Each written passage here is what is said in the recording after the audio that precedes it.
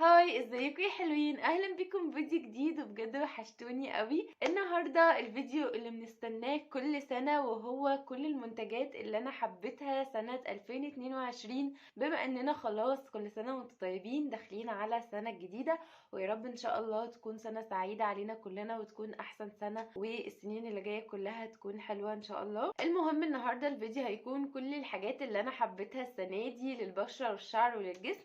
فلو انتوا مهتمين تعرفوا ايه هي الحاجات دي، تابعوا الفيديو لحد الاخر، ومتنسوش تعملوا لايك تحت الفيديو ده عشان تدعموني، وكمان ما تنسوش تعملوا اشتراك او سبسكرايب للقناه وتفعلوا زر الجرس، اهم حاجه عشان كل ما انزل فيديو جديد يوصل لكم. وكمان ما تنسوش تتابعوني على التيك توك وعلى الانستجرام، بنزل هناك حاجات كتيره قوي مهمه مش بنزلها هنا على القناه. هسيب لكم اللينكات كلها تحت في الديسكريبشن بوكس او في صندوق الوصف وفي اول كومنت عشان تروحوا تتابعوني هناك. ويلا بينا نبتدي مع بعض.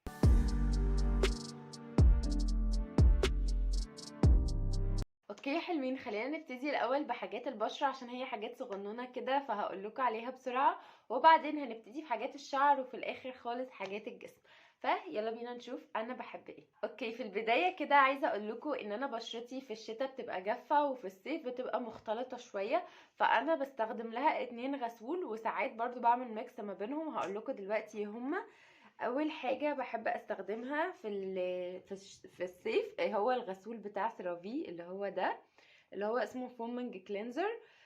ده المفروض ان هو للبشره المختلطه والبشره الدهنيه، هو حلو قوي، هيبقى حلو اكتر للبشره المختلطه عن الدهنيه. لو انتي بشرتك دهنيه معرضه للحبوب مش هيبقى حلو معاها قوي، ولكن لو بشرتك دهنيه ومش معرضه للحبوب هيبقى كويس معاها. هو كمان حلو قوي مع البشره المختلطه، مش بينشف البشرة خالص، لان هو فيه هيلورونيك اسيد و3 سيراميدز او 3 سيراميدز.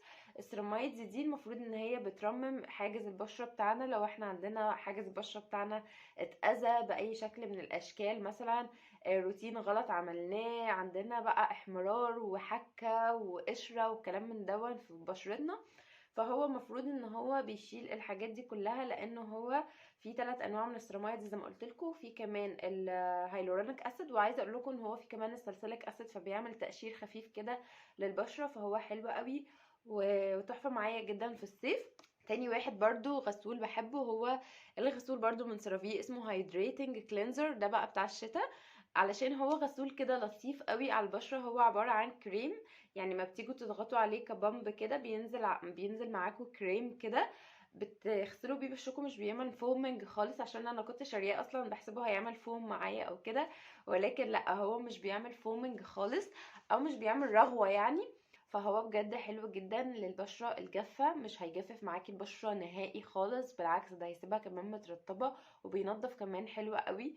ومن الحاجات برضو اللي حبيتها، وهو برضو فيه الهيلورونيك اسيد والسيراميدز، بس تقريبا هو مفهوش السلسليك اسيد او كده. ساعات بقى بعمل ايه، ساعات بستخدم الاتنين دول مع بعض، بامب من دي مع بامب من دي، وبغسل بيها بشرتي، علشان لو انا مش عايزه بشرتي تجف قوي، وفي نفس الوقت عايزه احس احساس الفومنج اللي بيبقى موجود في الغسول، بحط بامب من ده على بامب من ده وبغسل بيه بشرتي، بيبقى حلو جدا. عايزه اقول لكم برضو ان احيانا في الشتاء او معظم الوقت، يعني لما بصحى من النوم ما بغسلش وشي، لانه بشرتي جافه قوي، فما ينفعش ان انا اغسلها عماله على بطال عشان ما تجفش اكتر. ولو غسلتها بغسلها بالهيدريتنج كلينزر ده. ولكن بقى بيجي بالليل، يعني بالليل بقى بعد بقى الشغل والتعب وكده، ببتدي ان انا استخدم حاجه فيها فومنج كلينزر عشان تعمل معايا تنظيف عميق للبشره قبل ما ادخل انام، عشان تبقى بشرتي كده نظيفه وتقدر تستقبل الحاجات اللي انا هحطها على بشرتي قبل النوم. تمام، فهما الحاجتين دول من الحاجات الحلوة قوي اللي انا جربتها، ودي تقريبا تاني مرة اكررهم، حرفيا حلوين جدا. في برضو غسول تالت بستخدمه بقى وقت كده مرة في الأسبوع، علشان أعمل تنظيف عميق قوي لبشرتي، علشان هو فيه جلايكوليك أسيد وساليسيليك أسيد، وكمان بينظف البشرة بعمق كده، وبتحسوا كده بالانتعاش. يعني هو الغسول ده من نيتروجينا، اسمه سكين ديتوكس، اللي هو ده. الغسول ده عبارة فيه عن حبيبات كده صغنونة خالص خالص، مش يعني مش بتأذي البشرة أو أي حاجة، حبيبات صغيرة خالص عاملة زي الرمل كده، يمكن أصغر من الرمل كمان، بتعمل كده زي تقشير خفيف للبشرة. وهي كمان في جلايكوليك اسيد وساليسيليك اسيد زي ما قلت لكم، فبتعمل تقشير مع السكراب اللي جوه الغسول، وفي نفس الوقت برضو ضايفين عليه جلايكوليك وساليسيليك، فبينضف البشرة بعمق فعلا، وبيعمل ديتوكس للبشرة. فانا بستخدمه مرة واحدة واحدة بس في الاسبوع علشان انضف بقى بشرتي من العمق كده واحس ان بالانتعاش وكده، ولكن ما بستخدموش يوميا وما بنصحش حد ان هو يستخدمه يوميا لانه شديد على البشرة شوية وهيعمل معاكم جفاف. اوكي دلوقتي هندخل برضو على المرطبات اللي انا بستخدمها بعد الغسول. بستخدم الاتنين دول برضو من سيرافي. بصوا البراند دي بجد حلوة قوي وفي نفس الوقت اسعارها كويسة وكواليتي عالية جدا. انا بشرتي من نوع الحساس شوية فمش اي حاجة بتنفع معاها علشان بتعمل لي حساسية وبقعد اهرش فيها وكده، بس بجد دول حلوين قوي مفهومش اي fragrance. حتى الغسولات بتاعتهم برضو ما فيهاش fragrance او ما فيهاش ريحة يعني ان هي تضر معاكم البشرة او تحسسها او كده. بستخدم الاتنين مرطب دول. ده كنت بستخدمه في الصيف بجد لايت قوي وحلو جدا، البشره بتشربه بسرعه وبيرطب حلو جدا. برضو في سيرامايدز وفي برضو الهيالورونيك اسيد، بجد حلو قوي وخفيف جدا جدا للبشره الدهنيه والمختلطه. اللي هو الشكل ده اسمه moisturizing lotion for dry to very dry skin، بس هو على فكرة مش for dry to very dry skin، هو بس للبشرة اللي عايزة ترطيب على خفيف كده يعني مش عايزة ترطيب عميق. تمام، فهو بجد حلو جدا ولو لقيتوه بجد عجبني قوي. الموسترايزنج اللي بعد كده اللي هو اسمه سيرافي بوم، اللي هو موسترايزنج كريم بوم هيدريت. ده بجد حلو قوي للشتاء، يعني انا بستخدمه في الشتاء بجد رهيب. برضو هو يعني الكريم اللي فيه تقيل جدا كده، يعني عايزه اوريكم عامل ازاي. بصوا تقيل، وعايزه اوريكم برضو التاني عامل ازاي عشان تعرفوا الفرق ما بينهم. بصوا الفرق، بصوا ده سايل كده زي ما انتم شايفين كده هو عمال بيجري كده، وده تقيل كده. شايفين التكستشر عامل ازاي؟ فهو ده بقى بتاع الشتاء وده بتاع الصيف. بالنسبه لي بستخدم الاتنين دول في الصيف والشتاء بجد حلوين جدا. بستخدم ده في الصيف وده في الشتاء، او لو مثلا في الشتاء الصبح ونازله في الشمس او كده وحاسه ان انا بشرتي هتعرق او حاجه بستخدم اللي هو ده. فبجد الاتنين حلوين قوي، وعايزه اقول لكم ان انا لما بستخدمه بحس كده ان انا ضاربه 3 عصفورات بحجر واحد. لان اولا هو fragrance free فينفع استخدمه في مدار العين، فدي حاجة حلوة جدا. برضو فيه هيلورونيك اسيد وسيرامايدز، وطبعا احنا لو جينا اشترينا السيروم بتاع الهيلورونيك اسيد لوحده عارفين ان هو هيبقى غالي، فهو اوريدي فيه هيلورونيك اسيد فمش محتاجة ان انا اشتري السيروم بتاع الهيلورونيك. وكمان بستخدمه از موسترايزر لشفايفي علشان برضو يرطبها. ده على طول يعني ما باجي احطه بقوم رايحه عامله كده على شفايفي بيه علشان ارطبها، بجد بيدي ترطيب حلو جدا ونعومه حلوه قوي. بس علشان اقدر استفاد منه اكبر قدر ممكن بستخدم معاه بقى الثيرمال ووتر دي من لاروش بوزيه. دي برضو من الحاجات اللي انا حبيتها قوي، بس محدش يعني بصوا هي ممكن تكون حاجه رفاهيه شويه، فلو انتم مش قادرين عليها ما تجيبوهاش. يعني ممكن تستخدموا بدلها الميه العاديه من الحنفيه عادي، او استخدموا مثلا روز ووتر. فاستخدموا اي حاجه، مهم يعني ان تكون بشرتكم مترطبه او منديه فيها شويه ميه، وبعدين تقوموا مستخدمين الموسترايزر ده بعدها علشان يقفل الترطيب جوه بشرتكم. علشان الهيلورونيك اسيد هو وظيفته ان هو ياخد الميه او جزيئات الميه اللي موجوده على بشرتكم دي ويدخلها في اعماق البشره. فاحنا علشان يعني نستفاد اكتر من الهيلورونيك اسيد الموجود جوه الموسترايزر او المرطب ده هنستخدم ثيرمال ووتر اللي هي المياه الحرارية، او هنستخدم المياه العادية من الحنفية او الروز ووتر. المهم يعني اي حاجة تكون فيها مية على بشرتكم قبل ما تستخدموا المرطب، وخاصة المرطبات يعني اللي فيها الهيلورونيك اسيد. من الحاجات برضو اللي حبيتها قوي قوي اللي يعني دي هتدخل معانا في الشعر والبشرة هي زبدة الشيا. بحب قوي استخدمها قبل النوم كده واحطها على بشرتي، بس ما انصحش البشره الدهنيه ان هم يعملوا كده عشان ما تزودش معاهم حبوب او تعمل معاهم مشاكل. انا بحب استخدمهم كده طبقه خفيفه قوي قوي على بعد المرطب بحطها على بشرتي بحيث ان هي تحبس المرطب جوه بشرتي وفي نفس الوقت برضو ترطب بشرتي اكتر، لان انا في الشتاء بشرتي بجد جافه جدا، فلازم استخدم لها حاجه ترطب بشرتي اكتر. وكمان عايزه اقول لكم ان زبده الشيا حلوه جدا في ان هي بتساعد البشره ان هي تنتج الكولاجين بشكل طبيعي، فبالتالي برضو بتحسن من الخطوط والرينكلز والعلامات بتاعه التجاعيد او بتقلل ظهورها او كده. فبجد حلوه جدا، زائد ان هي كمان غنيه بفيتامين A وفيتامين E، مفيد جدا للبشره وللشعر والترطيب كمان العميق. اخر حاجه بقى في روتين بشرتي بستخدمها هي الفارماسيراز. ده اللي هو السان سكرين بتاع فارماسيراز، بجد عجبني قوي. ده شكله سعره حلو وكويس، وفي نفس الوقت برضو التكستشر بتاعته او الملمس بتاعه مش دهني. انا ما بحبش السان سكرين يكون ملمس دهني او احس باحساس تلزيق او دهون كده على بشرتي، مش بحب الاحساس ده خالص. فهو بجد مش بيدي الاحساس ده، مجرد ما بحطه ومجرد ما بشرتي بتتشربه وما بحسش خالص باحساس الدهني ده او كده.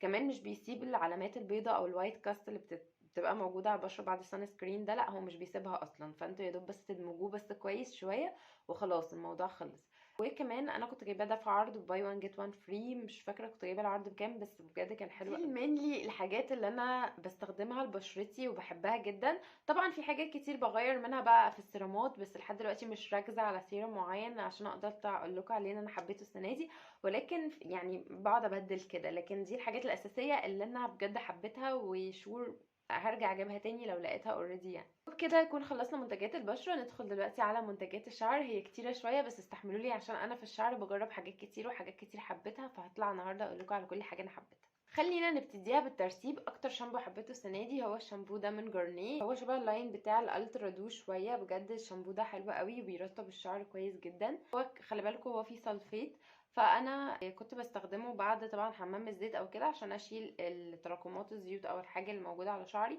فبجد حلو قوي، هو كان بيشيل التراكمات من غير ما يجفف شعري او يعمل له اي مشكله.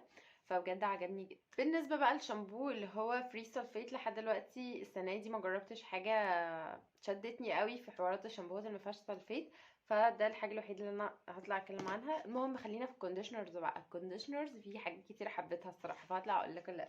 اول حاجه هما التلاتة دول من لوريال اللاين اللي هو الجديد بتاع الهيلورون مويستر ده.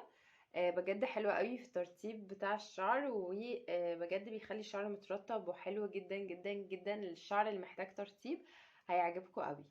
تاني واحد بقى حبيته، ودي المرة الألف اللي جبته فيها، هو الدريم لونج. أنا جربت الشامبو، جربت الكونديشنر. الكونديشنر عجبني أكتر، بيرطب بعمق بجد. هو بصوا يعني انتوا لو شعركم محتاج بروتين قوي بجد هاتوه هيعجبكم قوي. يعني لو شعركم محتاج ترطيب هتستخدموا ده، لو شعركم محتاج بروتين هتستخدموا ده. سواء ده او ده، الاتنين حلوين جدا والاتنين بيرطبوا الشعر جدا وبيخلوه كده طري وفيه لمعة. بصوا جربوه بجد على ضمانتي هيعجبكم. تالت بقى واحد اللي عجبني برضو هو اسمه اكسترا اوردينري اويل، ده للشعر الجاف قوي. وهو بمجموعة زيوت كده، المفروض ان هو بيرطب الشعر الجاف قوي، او العادي والجاف يعني. حبيته، وحبيت ان انا برضو بيرطب برضو الشعر بعمق وبيسيب فيه كده ريحة. يا جماعة عارفين ريحة انا ما بحبش ريحة العود، بس هو ريحته عود كده، بس عود كويس مخلوط بحاجة تانية، بس بيفضل ثابت في الشعر بجد فترة طويلة جدا، وبيخلي الشعر كده برضو طري وفيه لمعة حلوة قوي. فبجد عجبني قوي اللي هو ده. اوكي دلوقتي هندخل على حمامات الكريم اللي انا برضو حبيتها السنة دي، وهو على فكرة برضو حاجات لوريال يعني مش عارفة ليه. بس الماسك بتاع لوريال اللي هو برضو بالاكسترا اوردينري اويل بزيت الجوجوبا وكده، انا شعري بيحب زيت الجوجوبا جدا. فبجد حلو قوي في الترطيب يا جماعه، لو شعركم كيف جدا جدا جدا جربوه، حلو وسعره كمان كويس جدا جدا. تاني واحد برضو حبيته بس انا مش لاقيه حاليا، مش عارفه ما بقاش بينزل ليه، هو ده اللي هو اسمه لوريال الفي فول ريزيستنت باور ماسك. اللي هو ده خالي من السيليكون، ومفروض ان هو بقى ماسك ترطيب عميق للشعر، وكمان بيعالج الشعر لانه بالبيوتين وفيتامين بي 5 والارجينين. بصوا في حاجات كتيره قوي، المفروض ان هو بيعالج الشعر بجد حلو قوي، فعلا بيعالج الشعر لو انت شعرك جاف او كده. بجد حلو قوي. بصوا يعني خايفة يخلصوا. طبعا حمام الكريم اللي انا مهما اتكلم عنه ما بزهقش وبفضل اطلع اقول لكم عليه، هو حمام الكريم ده من تريشوب، هو بالجاسمين والحنة والكوتوكولا. هو ده بجد من احلى حمامات الكريم المصرية اللي انا جربتها، لانه بيرطب الشعر بعمق جامد، وكمان بيسيب ريحة في الشعر رهيبة، وبيفضل سايب الشعر ريحته حلوة ومترطب جامد جدا. فبجد بجد حلوة قوي. ودي تقريبا تالت عبوة اجيبها منه. انا نسيت اقول لكم على كونديشنر، في كونديشنر اخير نسيت اقول لكم عليه وبجد حلو قوي، هو بتاع ايفا اللي هو اسمه الو ايفا كونديشنر بالصبار والزيت الارجاني المغربي. انا صراحة كنت شارياه كده اللي هو كنت مسافرة وبعدين نسيت اخد معايا الشامبو الكونديشنر بتوعي، ونزلت جبت كده من السوبر ماركت اي حاجة علشان عايزة اغسل شعري، فجبت كان من ضمنها يعني اللي هو بتاع ايفا ده. فبجد عجبني قوي، مش عارفة اللي هو لقيته مرطب شعري ومخلي شعري ناعم كده وانسيابي وحريري كده، بجد كان تحفة قوي. فبجد حلو جدا جدا جدا. ودلوقتي خلصنا الشامبوهات والحمام الكريم والبلسم، هندخل دلوقتي على الزيوت اللي انا حبيتها لشعري السنه دي. اول زيت طبعا معانا هو زيت الجوجوبا من امتنان، انا مش هبطل اتكلم عنه، ده الباكجينج الجديد. كنت لسه شاريه وعامله انبوكسنج معاكم على القناه بالحاجات اللي انا اشتريتها من امتنان، هسيب لكم اللينك بتاعها فوق هنا وتحت في الديسكربشن بوكس. زيت الجوجوبا طبعا ده ما بيخلص، لازم بجيبه وما اقدرش استغنى عنه في روتين شعري حرفيا، سواء بقى داخله اغسل شعري او خارجه من الشاور او كل يوم قبل ما انام لازم احط زيت الجوجوبا، او قبل ما انزل كمان لازم احط زيت الجوجوبا. تاني حاجه هو زيت الخروع، برضو زيت الخروع من الحاجات اللي انا بعمل بيها خلطات زيوت حلوه قوي لترطيب شعري يعني، مع جوز الهند. ده برضو جوز الهند من الحاجات اللي انا بحبها قوي، بتاع باراشوت وبتاع امتنان برضو على فكره بحبه جدا. فجوز الهند هو بس متجمد قوي بقى علشان الشتا دخل وكده، متجمد بقى، مش لازم حمام ميه او مايكرويف بقى. فالاتنين بخلطهم مع بعض وبعمل بيهم حمام زيت لشعري. دول من احسن الزيوت اللي انا بحب اعمل بيها حمام زيت لشعري الصراحه. من الحاجات بقى اللي انا جربتها مؤخرا وعجبتني جدا هو الزيت الروزماري وزيت النعناع. دي خلطه كده يعني بحطهم على بعض شويه وبضيف معاهم ممكن نقطه زيت جوجوبا او حاجه، بعملهم ميكس يعني، وبحطهم على فروه راسي بحيث ان فروه راسي ما تزيتش، يعني انا بحطهم على فروه راسي من غير ما تزيت. بقوم حطاهم وعامله بيهم مساج كده يوم ويوم لا. يعني انا في الاول بس كنت ابتديته مرتين في الاسبوع، وبعدين ابتديت ازود 3 مرات في الاسبوع وهكذا. ما ابتديتهوش مره واحده عشان ما يحصلش معايا حساسيه او رد فعل عكسي او اي حاجه في شعري، فابتديته بالتدريج. بس انا يعني حاليا كنت بستخدمه يوم بعد يوم، بحطه زي ما قلت لكم ميكس، وبعمله بقى ايه مساج في فروة راسي، واقوم رايحه ايه لفه شعري فوق كحكه وانام بس، واصحى تاني يوم عادي شعري مش ملزق ولا في اي مشكله. مثلا شعري بيفضل قاعد على كده مثلا 5 ايام من غير تلزيق، يعني بيبتدي في اليوم الخامس تحسي ان هو ايه ابتدى يبقى فيه شويه دهون، وده شيء طبيعي يعني، ده بالنسبه للشعر الجاف اللي هو شعري يعني. فده شيء طبيعي ان هو يبقى فيه نسبة دهون شوية. حلوين قوي في ان هما بينبتوا شعر جديد، بيجروا الدورة الدموية في فروة الراس، فده بالتالي بيحسن من قوة شعركم وشكل شعركم، كمان ان هو بيطلع بيبي هير في شعركم يعني. تمام. برضو من الحاجات اللي انا حبيتها هو بديل الزيت بتاع اللوريال. كنت خلصت واحد وتاني واحد اجيبه. بجد حلو قوي، بستخدمه بعد الشاور كليف ان يعني، وبحطه وبسيبه على شعري مش بغسله الصراحه. الحاجه اللي بعد كده حبيتها برضو هو النيو هير سوليوشن. ده زي بخاخ كده لفروه الراس، بيتحط كل يوم بالليل تعملي بيه مساج لفروة راسك علشان ينبت شعر جديد، وكمان يحسن من تساقط الشعر وكده. هو الصراحة ما نبتش معايا شعر جديد، ولكن هو حسن من تساقط الشعر. هو كان كويس وحبيته قوي السنة دي لانه كمان سعره كويس، وبراند مصرية محترمة وعاملة حاجة حلوة، لان جربت كذا حاجة مصرية الصراحة من الانواع البخاخات دي وما كانتش افضل حاجة معايا، لكن ده بجد يعني اول حاجة مصرية جربها وتبقى حلوة كده وعاملة افكت كويس في التساقط، لان هو كمان بالثوم، والثوم حلو قوي، احنا عارفين قد ايه للشعر. وبرده من الحاجات اللي انا حبيتها قوي هو البونيس ستين ده من بريس، اللي هو هتلاقوها عاملة البريس اللي هي الماركة، هتلاقوها كده، هتلاقوها عامله شامبو وكونديشنر وحمام كريم وحاجات زي كده. انا جبت منهم البونيس ستان ده، حلو قوي، بستخدمه كل يوم على فكره قبل ما انام علشان يحفظ شعري من اي تقصف، وبجد ساعدني جدا جدا. اخر حاجه بقى معانا هي حاجات الجسم، وهي مش حاجات كتيره، انا هكلمكم عنها على السريع كده. اول حاجه حبيتها قوي هو الشاور ده من دوف، بجد حلو قوي وسعره كويس جدا وبينضف حلو وريحته تحفه، وغير كده كمان بيرطب الجسم حلو جدا جدا لانه بالشيا والفانيلا، بجد ريحته حلوه قوي قوي. حبيت البادي كريم ده من باث اند بادي وركس، هو مش ده بعينه يعني مش نفس الريحه، بس عامه انا بحب كريمات باث اند بادي وركس فدخلتها معايا في الفيديو علشان انا بعشق الكريمات بتاعتهم، بترطب البشره الجسم يعني كويس جدا وبتدي ترطيب عميق. الحاجه اللي بعد كده برضو حبيتها هي البادي باتر دي من سوب اند جلوري. طبعا انا كل فيديو او كل سنه تقريبا بطلع اتكلم واقول لكم قد ايه انا بحب البادي باتر بتاعتهم، دي تالت عبوه اخلصها من عندهم، وبجد مش هبطل ان انا استخدمهم، مش عارفه طبعا كنت قايله لكم ان انا هجيب الفلاك اواي او السكراب الكبير بتاعهم، وجبته اوريدي هو، وبجد بقى من الفيفوريتس بتاعتي، وخلصته لحد تقريبا قرب يخلص اهو زي ما انتم شايفين.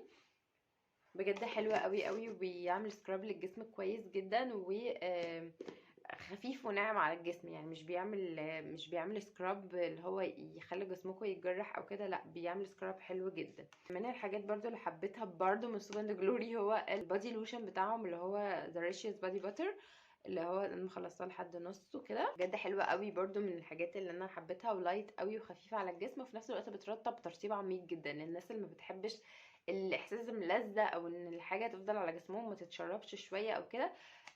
ده حلو قوي في الموضوع ده. بس طبعا يعني هو سعره بس عالي شويه، ممكن نبقى نشوف له بديل. هبقى اقول لكم البدايل بقى في فيديوهات تانية عشان الفيديو ده ما يطولش. من الحاجات برضو اللي حبيتها طبعا في بس بادي ووركس البادي ميستس. اكتر 3 بادي ميست بحبتهم السنه دي هما الثلاثه دول. ده اول واحد معانا اللي هو بيور وندر. بيور وندر بجد من روايح الفريشنس كده، وبتديكوا انت عايش، وريحتها ياسمين كده على مسك، على روايح هاديه كده حلوه قوي، وبتخليكوا كمان ريلاكسيشن كده. وحلوه جدا في الصيف لو هتستخدموها، بجد حلوه قوي. وحلوه برضو في الشتاء، بس خدوا بالكوا هي ريحتها بتخلي الواحد تحس ان هو سقعان شويه. فلو انتوا هتستخدموها في الشتاء هتحسوا بالسقعه، لكن لو هتستخدموها في الصيف هتحسوا كده باحساس البروده، اللي هو الحلو ده، اللي هو بتاع الصيف. عايزين تحسوا بالبرد كده اكتر ما بتكونوا حرانين يعني. فبجد حلوة قوي، بحب استخدمها في الصيف الصراحة اكتر من الشتاء. تاني حاجة بقى بحب استخدمها في الشتاء هي دارك كيس. طبعا من الحاجات اللي ما بحبش استخدمها في الصيف خالص، هي شتوية بالنسبة لي، ودي من الحاجات اللي انا بحبها جدا في الشتاء. بحس كده باحساس الدفى والهدوء، عارفين انتوا احساس المخبوزات والدفى مش عارفه، هي احساسها احساس شتوي كده، مش عارفه ايه الحاجه اللي بعد كده بستخدمها صيف شتاء ما ببطلش استخدمها الصراحه. هي يو ار ذا وان، بجد من الحاجات اللي هي فريشنس جدا ونظافه، وفي نفس الوقت حاجات شرقيه، فراوله، فلورال، كل حاجه بصوا هتلاقوها جوه بادي ميست ده. بجد حلو جدا، ومن الحاجات اللي انا اوريدي جايبه منها يعني. كل ده جايبه منه، وكل ده مش هبطل استخدمه الصراحه، من الحاجات اللي انا بحبها قوي. اخر بقى حاجه بحبها في البادي هو المزيل العرق ده من دوف. بجد حلو جدا، وبيقعد معاكم فتره طويله قوي من غير ريحه عرق او عرق او الكلام دون. لا، حتى لو انت اتحركتي كتير، عرقتي كتير، رحتي جيتي مشيتي مش عارفه ايه، ما بيطلعش اي ريحه خالص. بجد حلوه قوي. بس هي دي كل الحاجات اللي انا حبيتها السنه دي. حبيت اعملها لكم في فيديو واحد بس، علشان كل سنه بعملها في كذا فيديو، فحسيت ان انتوا بتزهقوا شويه، فقلت اعملها في فيديو واحد. مش مشكله ممكن يكون طويل شويه، بس ابقى لمت لكم كل حاجه، بحيث ان انتوا لو عايزين اي بارت معين تقدموا الفيديو او ترجعوه براحتكم. بس فهو ده كل الحاجات اللي انا حبيتها السنه دي، واتمنى الفيديو يكون عجبكم، واتمنى تكونوا استفدتوا بالفيديو دون. ولو انتوا استفدتوا بالفيديو ده ما تنسوش اللايك زي ما قلت لكم في اول الفيديو، واشوفكم فيديو جديد يا حلوين. باي باي.